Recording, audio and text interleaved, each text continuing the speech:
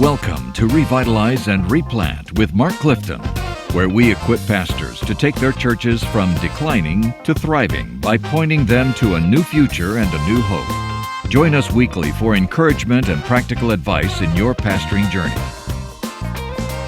Well, thank you, Dan. Man, it's great to be with my good friend and colleague and brother, Mark Hallock. What's up? I'll tell you what, man, we are here in Alpharetta, Georgia at the North American Mission Board broadcast studio. I love this studio. It is. I'm just surprised they actually named it the Mark Clifton Studio, but, you know, I'll take it. It's okay. Listen, you've put in enough time. They wanted to honor you somehow. We are. Okay, hey, here's what we're going to talk about today. This may be a two-parter. You never know. Could be.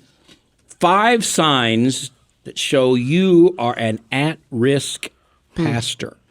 This is by an article by Jim Davis, and man, there are some good things in this article about how to know whether or not you are an at-risk pastor. It is not something that you want to be, Mr. Hallock. Yeah. Not at all. Give me the first one. What's the first sign that you might be an at-risk pastor? Okay. Number 1 is this: the narcissistic star who rises quickly. That's right. These are pastors who are extremely successful at their craft. I mean, these are guys that could probably they could probably be the number 1 car salesman at CarMax. Sure. They could probably be gold, diamond, jubilee, and Amway, right? They just have it going on. Yep. There's something about their presence. They walk into a room and everybody looks at them. Yep. They say something and everybody listens to them. They are able to communicate. They've always done that their whole life. In fact, maybe they've been able to sort of talk themselves out of situations, encourage people to do things they didn't want to do. Here's the problem with that. First of all, it can work really well for a while. Yeah, for a while. I mean, how many pastors wouldn't like to have that kind of persona, right? Right. I walk in and everybody listens to me. Yep. I say something and everybody agrees with it. You know, I have this leadership, this innate leadership, but the problem is he tends to think he's right all of the time. Yeah. And tends to surround himself by yes men. You've had some experience with that in your life, working with pastors across North America. Unpack that for a little bit. What's that look like? Yeah. Well, I think here's the problem. It's like the plus side is these are what you might call our 5-star guys. You know, these are our 5-star church planners. They got it all. They got the good haircut. They're beautiful. They can wear smell good. They can wear the cool jeans and cool the great sneakers. The whole deal. They got it all. They got it all. Yeah. The problem is if there isn't a humility that undergirds this individual, they can do a lot of damage, which is why we always say competency can never take precedence over character. Right? And so competency can blind us because we go, man, this guy is so gifted, so talented, so dynamic. What a speaker, man. We're going to grow our church with this guy. But the problem is, listen, man, if he doesn't have the character of a godly man, a man of integrity, a man who's humble, loves Jesus, loves the Bible, is quick to submit to others, then this guy can do a lot of damage. Mark Dever once said, he said, listen, if you've got this kind of personality, you've got to always be thinking about ways I can protect my congregation from me. Yeah, you know, Spurgeon said that whatever your strength is in ministry, whatever your strongest point is, that will become your weakest point. Wow. Satan will use that. You'll depend on that more than on him. For sure. Here's how you might know if you're an at-risk pastor. If you are one of those guys that has always naturally been a leader, people look to you, things go rather quickly around you, but, are you ready for this? If you really think you're always right, and this is a big one, if you believe anybody who pushes against you is an adversary. If everything is right, I'm right, they're wrong. If you don't agree with me, you're my enemy. Yeah. You're my adversary. You're against me. You know, you need to get off the bus. Yep. That's a warning sign, guys. That's right. It truly is. That's right. Okay, what's number 2? Number 2 is this. A little different than the first one. So the first one's the narcissistic star who rises quickly. Number 2 is the narcissistic star who doesn't rise. This guy's even more dangerous, to be honest with you. Imagine the same person. This is what our writer says. Imagine the same person, but without the gifts or opportunity to rise. In other words, he thinks he can do this. Yeah, that's right. He thinks he should be able to do this, and he doesn't understand why people don't follow him. Yeah. And he becomes very upset with that. It's all, he feels victimized. Look, we run into, I want to be careful. I don't want to heap coals of fire on people's head. But I run into pastors all the time who play the victim card. Man, my church doesn't understand me. My community doesn't accept me. I can't find any leaders. Nobody follows through. As though they should be actually given something special because they're a pastor. Look, I remember in the book of Revelation where John is on the island of Patmos thinking he'll never see Jesus again until he gets to heaven, right? And then he turns around one day, he hears the voice like a trumpet, and there stands in all of his glory the resurrected Christ. Yeah. I mean, John took care of Jesus' mother. John was the disciple Jesus loved. Yeah. You would think John would just jump for joy, but what did John do? He fell at Jesus' feet and he said, what? I am dead. Yeah. I can't stand to be in the presence of a holy resurrected Christ. I'm a sinful man. There wasn't anything in John could have said, you know, Jesus, glad you're here. I took care of your mom. I'm the last disciple. I've been preaching longer than anybody. There was no sense of entitlement in John. Yeah, yeah. The only thing he felt he was entitled to was death. Pastor, I'm just going to be really blunt with you. If you feel like you're entitled to something, that's not the Holy Spirit putting that in your heart. That is not Jesus speaking to you. The only thing, I mean, I know we want people to treat us in a certain way. I know we want to be respected. I know we'd like people to always follow us, but they're not always going to do that. Yeah, yeah. And the narcissist who doesn't rise becomes bitter. Yeah. He's still focused on himself. He just doesn't have the gifts to get people to follow him, so he becomes bitter, and he becomes the victim in his church. And let me ask you, who wants to follow somebody like that? No, that's right. That's exactly right. And it seeps out in your conversations. It does. It seeps out in your preaching. You become negative and sarcastic and all of those terrible things. It seeps out in how you're threatened by others. Yeah, exactly. You won't raise up other leaders. Right. And so, again, I would say this, man. If you see hints of this in yourself, if you're being honest and you see this, what I would say is begin to pray, Lord, help me to be content where I am with who I am in Christ. You know, those are the two big things. Because, listen, this whole idea of rising toward fame and a mega church and all this stuff, man, listen, that's not from the Lord. Like, if God calls you and gifts you, great. But you know what? For most of us, it's not what he's called us to. And so let's quit looking there as the win and seek to be faithful. Yeah. Here's number three. Okay, what is it? The no boundaries leader. Yeah, those are pastors who do not like to hear no, and they don't like to tell others no. They just lack the ability to create just the needful boundaries that come when you have to work with people. Now, he's not as much, our writer tells us, he's not as much a threat as the first two, but an organization will be in real trouble through a lack of focus. Someone who basically just wants to please people. Yep. If you guys want to do this, Pastor, we would like to have this. Oh, great, you want to do that? Sure. You know, I'm not sure we should have this ministry. Well, I enjoy doing it. Okay, you can keep doing it. In other words, there are just no boundaries. Whatever people want to do, they can do. There's no sense of direction. There's no sense of focus. And you think you're keeping people happy, but you're really creating a mess. Yeah, and something that is not sustainable and something that eventually will come back to bite. None of us like to put boundaries. We don't like to say no to anybody about anything. But we have to. If you're going to have we're here at the North American Mission Board for this week of meetings, and one of the things that our president, Kevin, is so good at is keeping us focused. In other words, everybody would like the North American Mission Board to do all kinds of things, and they would be good, but if we diversified too much, then we wouldn't be great at the things we're really supposed to be great at. Yep. And he's good at keeping boundaries. Even me, I'll talk to him and I'll say, man, I'd like to do this. And he'd go, Clifton, you got to stay in your lane, man. And you need that. And I need that. You need that. So do I. That's why he says all the time, what does he say? Stay in your lane. Yes. Stay in your lane. And my elders, when I was at Warnell Road, they would remind me that, Clifton, you wake up in a new world every day. You got a new idea every day. And you want to go in all these directions. And so God brings men around us to help us have these boundaries. But if you do not accept that, and you do not want to hear no, and you don't even want to tell other people no, then you're going to develop into some high-risk ventures that are not going to turn out well. Yeah, it's not a healthy way to lead. No. Okay, number 4. So let's review. Number 1 is the narcissistic star who rises quickly. Number 2, the narcissistic star who doesn't rise. Number 3, the no boundaries leader. And number 4 is the floater. What is the floater? Well, this pastor has no accountability. In fact, he avoids accountability by making lateral moves to remain in a feedback-free environment. I mean, he's not as harsh as the narcissist, but he's just as at risk because he naively thinks his ministry will flourish if people will just believe in him and just care for him. And he just kind of floats around. Again, this is from our writer, Jim Davis. He wrote some good stuff about this. And I agree. It's sort of like, I'm just going to go along to get along. I'm just going to try to make it as best as I can. And if this church doesn't work out, I'll just move to another church and stay there for a couple of years, and I'll move to another church. And I just float, I'm just float. I'm just float, Yep. And I'm sort of naive about it all. Yeah. I don't have any real strong opinions one way or another. Yep. I don't want strong accountability, and so if I feel like accountability is coming, I'll try to move someplace else. Yep. Where I won't That's have exactly right. Okay, listen. So we've hit these 4 things. Yeah. Now, here's the question that I want to move to, a practical thing. So one of the things that Davis says in this is that he says one refrain is common in the aftermath of almost every pastoral fall. How did I miss the signs? Okay?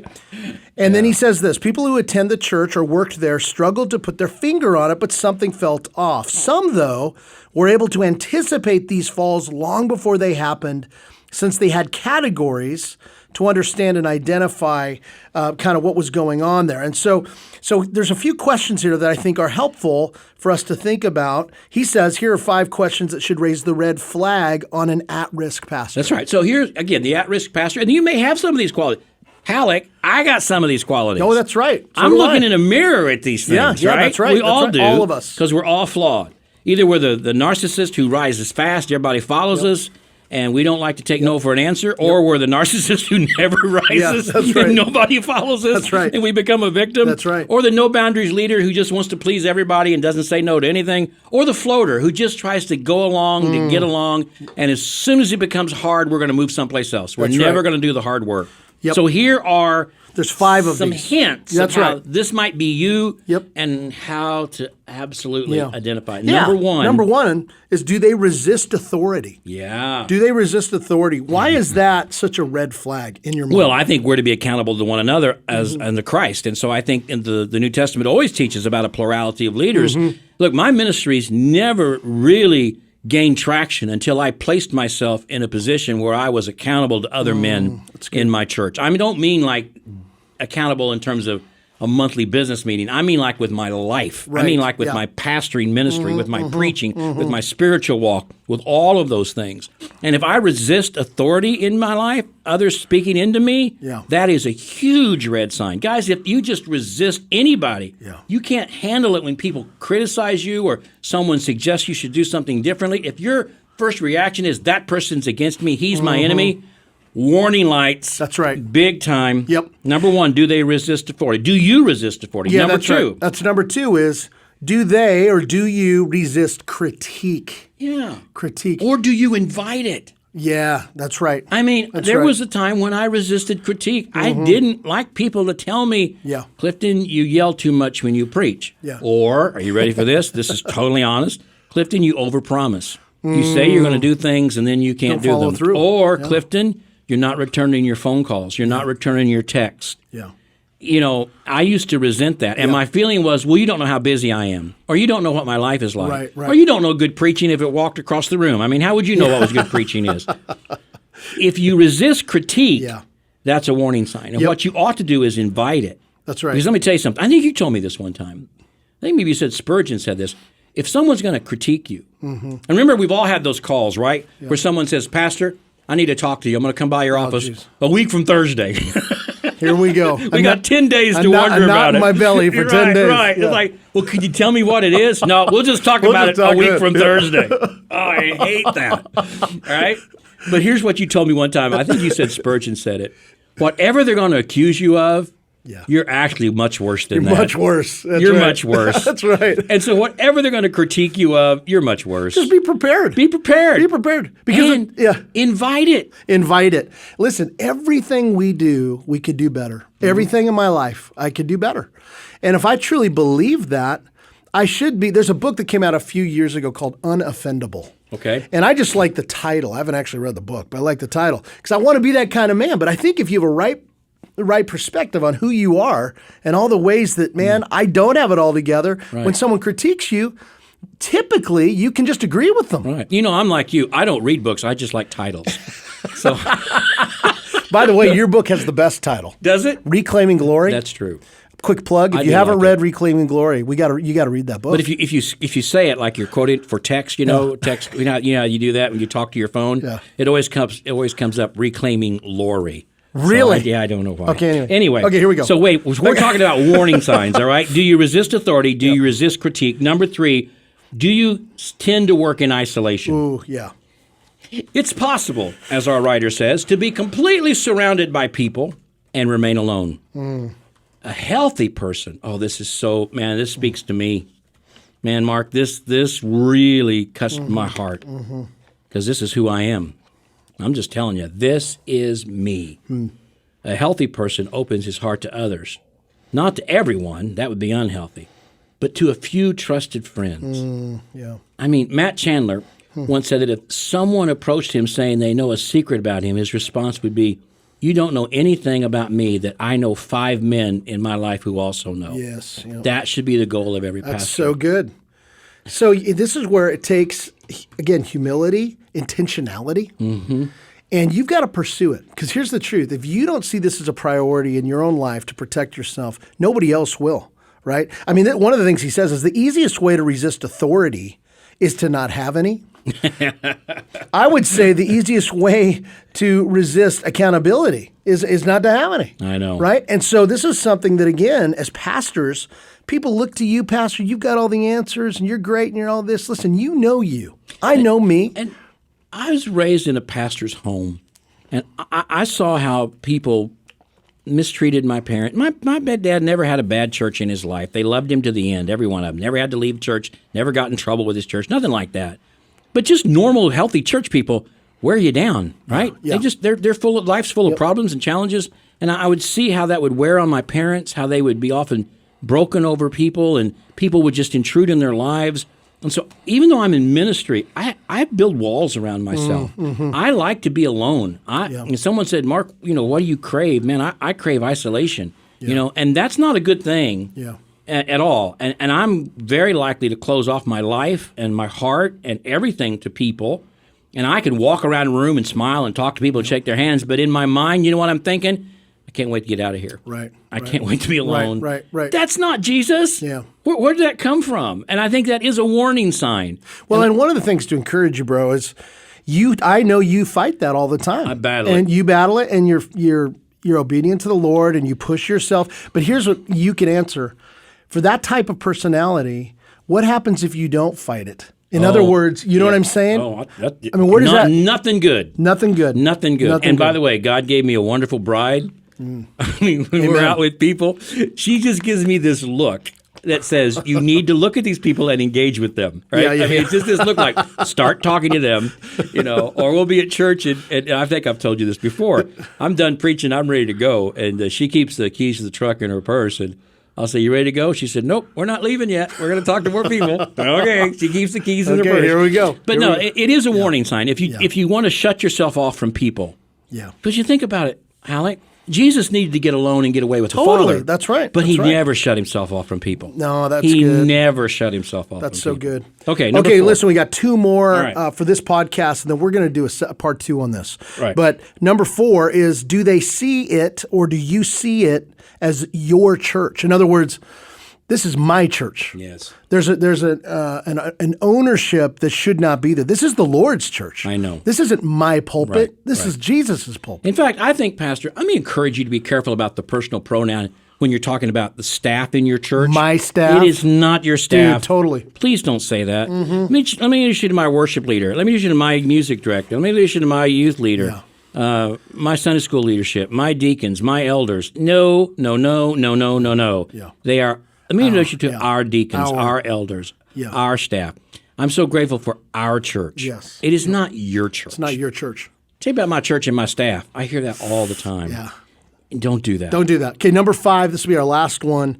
Are they a young pastor leading a large church? Well, I never had that problem. I don't know the suffering that goes with that. Hey, let me tell you, from your perspective, when you see a young, gifted guy take over as the lead pastor of a large church, what comes to your mind? Like, what do you think about when you see somebody on Facebook? I'm thinking my first church I pastored, the first one I planted, it grew to maybe 100. But dude, when we hit 3 digits, man, my head was big. Yeah. I thought I was. Yeah. I thought I was the next. Check me out. Yeah, I was it, man. I was gonna be there, dude. There was no stopping me. I had a real problem with pride in my life at age 23, 24. Planted a church, grew to 100, built a building. Yep. I can't begin to imagine if the church had gone to 1,000. Oh yeah. I'm just grateful it didn't. I'd probably wouldn't be in ministry today. I think you're not prepared. Be very careful about this, guys. So, in the last 10 years, I'm 64 years old. When I was 55, nobody outside of Kansas City knew who I was. 55, right? Never written a book. Yeah. Never had a podcast. Yeah. Never done anything. Oh, yeah, I pastored a church of about 150 people. That's it, which is great. I'm loving it. But in all honesty, God in His providence has opened up a lot of doors for me. I never thought the book would have as much distribution as it has, along a shelf life. Lifeway's republished it, written another book, got this podcast. I lead a team at the North American Mission Board of 14 people doing rural ministry and replanting and revitalization, and I get to meet all kinds of great people. And I've spoken at, and again, this sounds really. I'm just trying to make a point. Yeah. But I've been blessed to speak at the Alabama Pastors Conference, and the Georgia Pastors Conference, and the Southern Baptist Pastors Conference at the SBC. Yeah. I never thought that would happen. Right. Yeah. If I'd have had that happen to me when I was 30, Oh man. you couldn't have lived with me. But now that I'm 64, Yeah. I have this understanding of what that really means. I'm glad I have the opportunity, but I'm not You're not impressed. I'm with not yourself. impressed Yeah, with yeah, myself. Yeah. Does that make Right. sense Yep, at all? Totally. So does. I think when Yep. age does that to you, Yeah. and I think it was a gift of God that I didn't have the platform I have until I was almost 60, Yes. because I couldn't have handled it at 30. That's right. It's a danger to have. That's why if you have that experience at a younger age, you really need older men around you to feed into you. Listen, you've got to listen to criticism. We all know the younger men who've fallen, right? Yep. And it's almost the same reason. Yeah. They surround themselves with yes men. They begin to believe they're as great as they think they are. They believe what people say about them, and it's it's a tragedy. Yeah. It really is. It is. Well, listen, this was great. So next podcast, we're going to continue this conversation. But thanks for tuning in. Well, man, yeah. What do we need to tell these guys? Please subscribe. Absolutely, we would love you to subscribe. Tell other people about it. Send it around to other friends, and this is a good one to listen to from time to time, just to make sure you don't have any of these at-risk traits in your ministry. Hey, we love you all very much. Check us out at churchreplanters.com, and we'll see you next time. Thanks for joining us today on Revitalize and Replant. This podcast is brought to you by the North American Mission Board, where we help dying or struggling churches regain health for the glory of God and the good of their communities. If you found this conversation helpful, don't forget to subscribe to the podcast on your favorite platform. To learn more about becoming a replanting pastor or to explore resources about revitalization for your own church, visit churchreplanters.com.